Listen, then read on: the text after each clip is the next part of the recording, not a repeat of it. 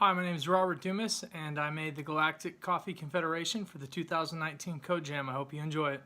The game takes place in outer space, specifically Mars, in a factory where the last known coffee beans are being grown. In the year 2020, the Nestle Corporation sent a convoy to colonize Mars.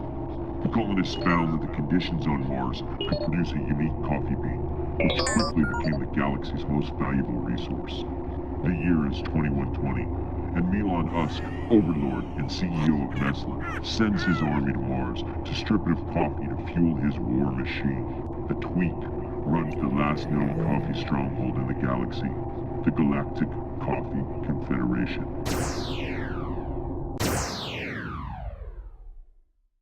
Let's talk about some gameplay features. It's a top-down arena shooter that has elements of a maze to it.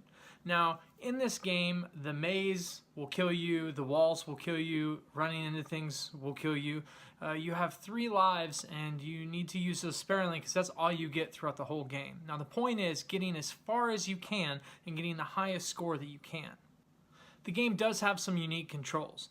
It's WASD, left click and right click. Left click to shoot, right click to drop an AoE. But you're always pointing towards and moving towards wherever your mouse pointer is. Okay, here's the gameplay video. So the Galactic Coffee Confederation tutorial, you've got the WASD controls, which will help either accelerate or decelerate the player. You're in constant motion towards the mouse pointer, and you're going to angle towards the mouse pointer as well, so it gives that dimension. It's a left click to shoot and a right click to do an AoE behind the player. Here's the cutscene, also shift to skip.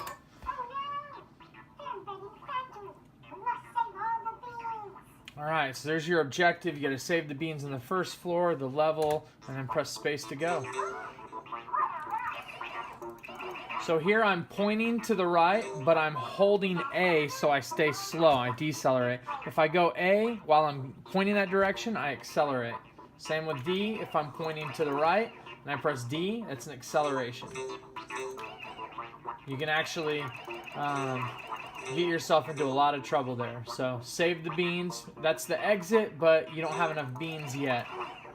So I'm gonna go and collect these cups, which lets me dump behind me for AoE, and it stays there, it persists until somebody runs it over. So you see here we've got the score, the amount of cups that you have right now, the life, the amount of life you have, and the amount of beans and how many you need per the level, okay? And then on to the second level. Now the second level introduces turrets, which will shoot at the player, and they have range all the way across the screen. So you'll hear them hit off here in a second. So here are some turrets, and they have a predictive shot here. So example of the third floor, we introduced flamethrowers as a turret, which have a short range but are very quick. They also have a lot of life. You're always drifting towards them, so you have to be really careful and really good with your timing to not get hit by them. Now we have the endless space battle. If you're lucky enough to get out of the factory, you're jettisoned into space where you have your coffee beans at hand. Yeah, there were several constraints because of time in this code jam. The first one was compatibility. It was really hard to test things on different devices. Well, the development team was a solo adventure for me. I guess I can have my cat Loki sign up as a co-developer. He did jump on the keyboard several times and probably added some very significant improvements to my game when I wasn't looking. The unique control style and the mashup between a maze and arena shooter make for a fun environment to play in. Players can test their hand-eye coordination and their reaction times. Thanks again for playing my game, and I hope you enjoyed it.